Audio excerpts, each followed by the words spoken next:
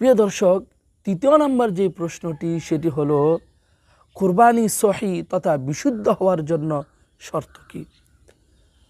কুরবানি সহি হওয়ার জন্য প্রথমত শর্ত হলো কুরবানির জানোয়ারটা যেন একেবারে হালাল টাকা দিয়ে ক্রয় করা হয়।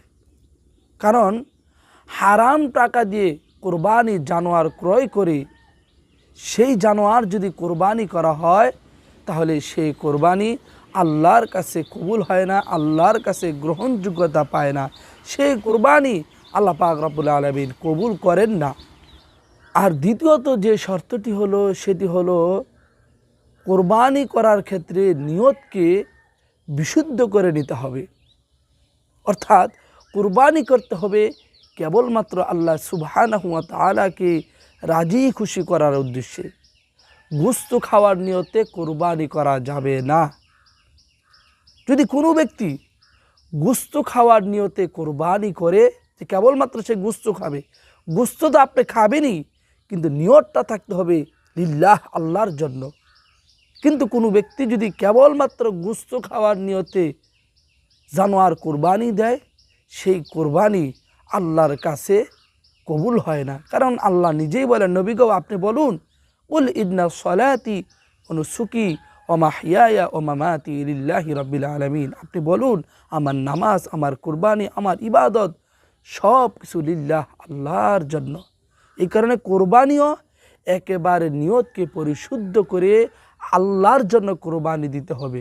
গোশত খাওয়ার নিয়ত করবেন না। গোশত তো আপনি খাবেন, কিন্তু নিয়তটাকে আপনি পরিশুদ্ধ করেন।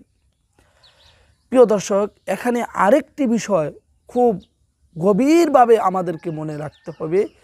সেই বিষয়টি হলো, অনেক সময় আমরা গরু, মহিষ ইত্যাদির ক্ষেত্রে কয়েকজনে মিলে আমরা একটি জানোয়ার কোরবানি করে থাকি। সেক্ষেত্রে মনে রাখতে হবে প্রত্যেক ব্যক্তির নিয়ত যাতে ঠিক থাকে।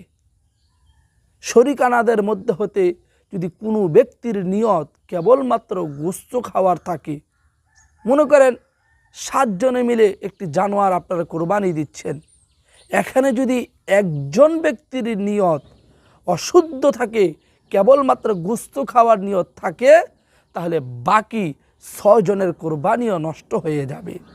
এই কারণে এই বিষয়টিতে খুব সচেতন থাকবেন, যাতে শরিকানাদের মধ্যে হতে কারো নিয়ত গলত না থাকে, সকলের নিয়ত যেন একেবারে বিশুদ্ধ থাকে। আল্লাহ পাক আমাদের সকলকে কথাগুলো বুঝার, অনুধাবন করার, আমল করার তৌফিক দান করুন। আমিন।